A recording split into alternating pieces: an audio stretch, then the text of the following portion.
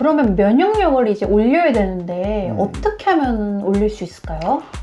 면역력은 사실 쉽게 올라가진 않아요. 네. 가장 아까 중요한 건 또 체온이라고 했으니까 체온을 올리면 면역력이 올라가긴 하죠. 체온. 네.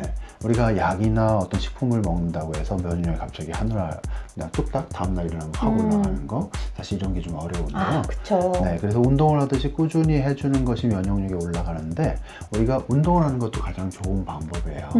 그 운동은 우리 몸에 근육을 만들어주잖아요. 네. 근육은 우리 몸에 가장 많은 체온을 올려주는 발열하는 기관이거든요. 면역력이 곧 체온이네요. 네, 체온이에요. 그래서 그 운동을 많이 해서 근육이 많이 생기신 분들은 상대적으로 어떻게 보면 면역력이 좋아요. 네, 우리가 여자분들일수록 상대적으로 손발 수족냉증이 있는 분들이 많은 거, 네. 근육량이 상대적으로 여성분들이 적기 때문에 생기는 현상이기도 해요. 네, 그렇구나. 그런 이유였구나. 어쨌든 그리고 또 꼭 그런 것이 아니더라도 평상시에 체온이 올라가는 상황을 만드는 것이 정말 중요해요. 체온이 올라가는 상황. 네. 뭐가 있을까요? 쉽게 얘기해서도 운동도 예를 들어 드렸지만, 네. 우리가 반신욕이나 어떤 해독찜질 같이 이렇게 체온을 짧은 시간에 올려주는 프로그램도 좋고요. 너무 좋은데요? 네, 반신욕 같은 또 이런 것들을 통해서 스트레칭도 또 주기적으로 하셔도 좋고, 몸을 자주 활용을 하시고 몸의 기능들이 재정상이 되도록 노력하는 활동이 좋고요. 결국 몸을 써야 되나요? 운동이란 말씀이신가요? 꼭 운동을 예로 든 건 아니에요. 운동이 가장 좋긴 하지만 일상생활 속에서 몸을 따뜻하게 하는 활동들을 좀 자주 하시는 게 좋다는 얘기고, 반신욕이나 이런 것들이 좋다는 얘기인데, 여기서 좀 주의할 거는 따뜻한 물을 이용하는 반신욕 같은 건 좋지만, 조격기나 자격기 같이 전기를 이용해서 하는 것들은 사실 그 주파수나 파장들 때문에도 그렇고 우리 몸에 이렇게 도움이 되진 않는 것 같아요. 많이들 쓰시는데 그게 그렇군요. 자, 이게 아주 효과가 없다라는 건 아니에요. 근데 우리가 이런 상황에 처하게 되죠. 열심히 조격기로 발을 데우고 나오자마자 춥게 느끼는 거. 네, 사실 우리 몸의 심보체온이라서 몸의 중심을 데워줘야 되는데 조격기나 전기장치로 몸을 데우는 것들은 사실은 피부를 데우는 데 그쳐서 조금 몸 전체의 체온이 올라가는 데 효과가 좀 작은 게 사실인 것 같아요. 그러면 이제 그런 것들 말고 먹어서 체온을 올릴 수 있는 그런 방법은 없을까요?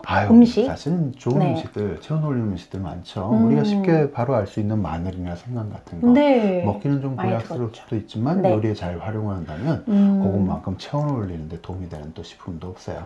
한 번 먹는다고 이렇게 체온이 쫙 올라가는 건 아니지만 꾸준히, 어쨌든 자주 드시고 하면 체온이 올라가는 상태, 평상시 체온 내 도움이 되고요.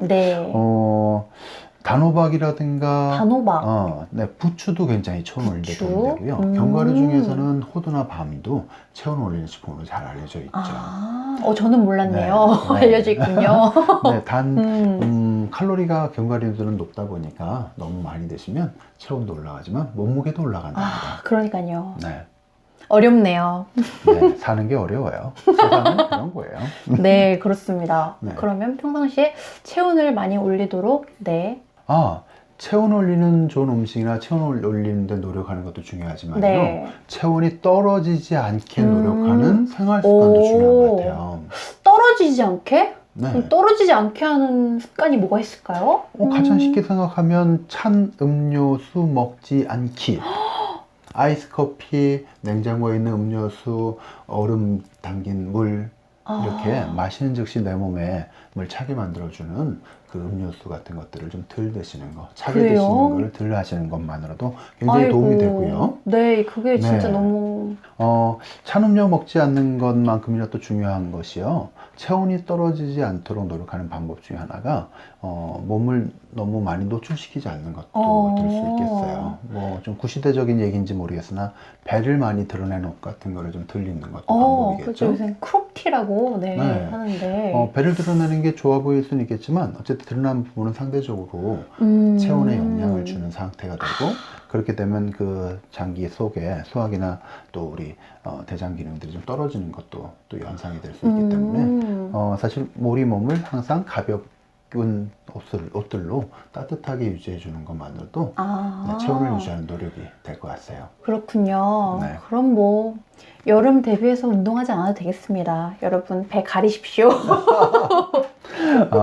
그리고 또 하나 더 예를 들자면요. 평상시에 땀이 좀 덜 나는 몸 상태를 만드는 것도 중요한 것 같아요. 땀이 덜 나는? 많이 나면 좋은 게 아닐까요? 운동을 좀 어떤 정도의 부하 이상으로 해서 땀이 많이 나는 거는 굉장히 좋은 거예요. 그러니까 체온 올리려는 노력을 하는 상황에서 땀이 많이 나는 과정들은 독소도 배출되고, 그러니까 노폐물 같은 것들이요. 우리 몸에 체온이 올라가니까 이렇게 자연스럽게 일어나는 반응인데요. 가만히 보면 이런 경우들이 있어요. 예를 들어 두 사람이 있어요. 네, 근데 어떤 사람은 유달리 땀을 더 많이 흘려요. 어떤 사람은 유달리 땀을 덜 흘려요. 요거는 그 두 분 중에 땀을 많이 흘리는 분이 체온이 상대적으로 낮은 경우가 많아요. 우리가 추우면 움츠려들어서 땀을 덜 빠져나게 하고 냉기에 노출되지 않도록 내 몸을 보호하는 기능도 있지만, 반면에 외부 온도가 올라가 있는 상태에선 내 몸을 식히기 위해서 땀을 내는 거거든요. 그러니까 그런 작동을 하는 상태를 같은 상황에서 어떤 상황으로 그렇지 않다는 건 한 사람이 체온이 낮을 가능성이 더 많은 거죠. 자, 운동이라든가 또 약간 비만인, 체중이 좀 많이 나가시는 경우에 그런 것들이 더 많이 있는데요. 네, 그랬던 것 같아요. 그럴 때는 체중을 좀 줄여주면 땀을 확실히 덜 흘리게 된답니다. 그리고 그렇군요. 체온도 더 올라가게 되고 몸 상태가 더 좋아지죠. 결국에는 참 비만이 뭐.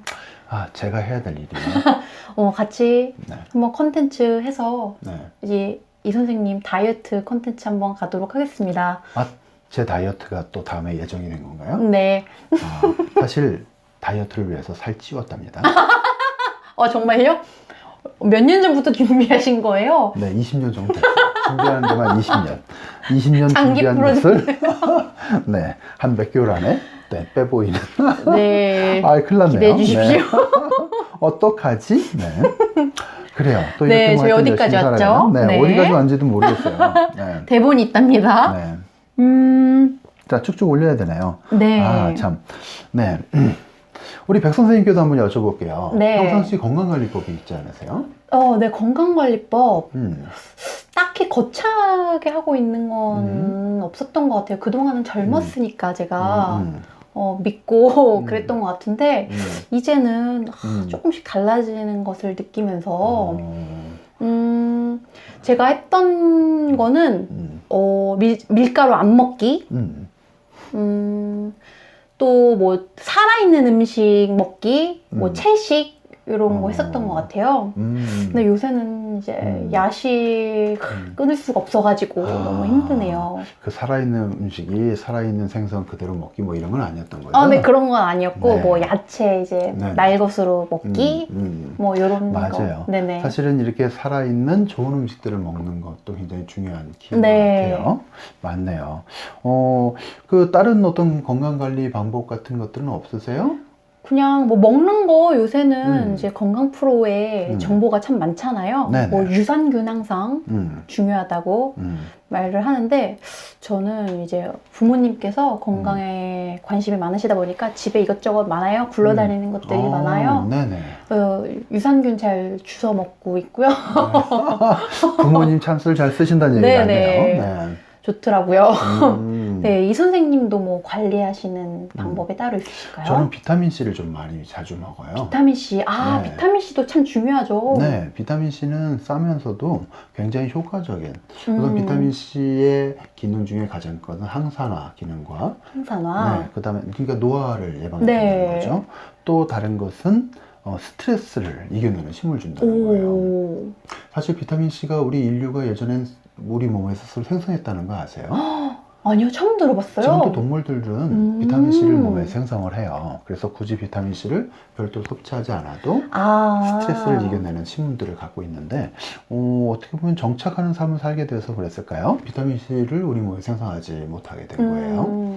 그래서 외부에 섭취해 줘야 되는데, 물론 이제 WHO라든가 권장량은 굉장히 작아요.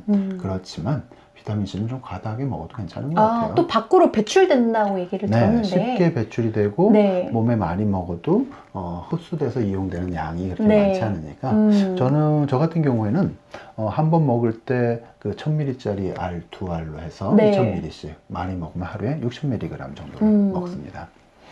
근데 비타민C를 이제 검색하면 참 종류가 많고 한데 이제 뭘 어떻게 골라야 될지 잘 모르겠더라고요. 그렇죠. 네.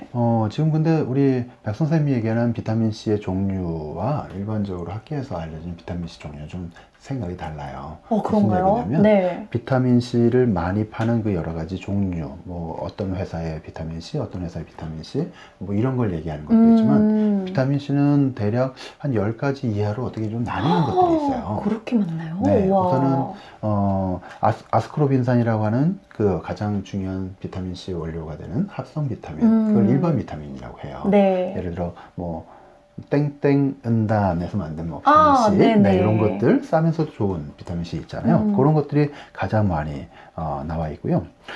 또 식물에서 추출한 천연 비타민C라고 광고하는 걸 보신 적이 있을 거예요. 네, 맞아요. 네, 그거는 아무래도 바이오폴라보노이드라든가 이런 성분들이 많이 들어있다고 해서 또 좋긴 한데 합성 비타민보다는 용량이라든가 비타민C의 함량이 좀 작은 단점이 있어요. 가격은 또 비싸고요.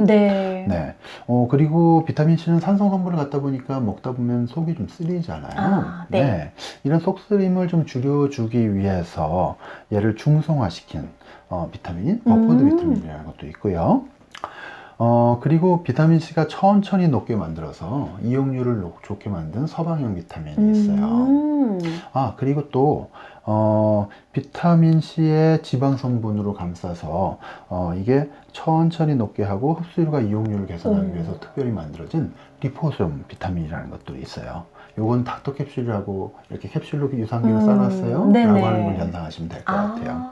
이런 식으로 비타민C는 종류도 많고 또 거기에 가지수를 치면 또 여러 회사 제품들이 있는데 그냥 싸고 편하게 먹을 수 있는 일반 비타민C를 저는 권해드리고 싶어요. 참 다행입니다. 종류가 너무 많네요. 네, 정말 많죠. 우리가 건강하게 사는 데는 정말 많은 것들이 필요한 것 같아요. 근데 중요한 것은요, 체온이 높은 몸 상태를 만들도록 노력하면 더 건강하게 살 수 있어요. 네, 명심하겠습니다. 네, 저도 이제부터 체온을 올리도록 노력을 해보도록 하겠습니다.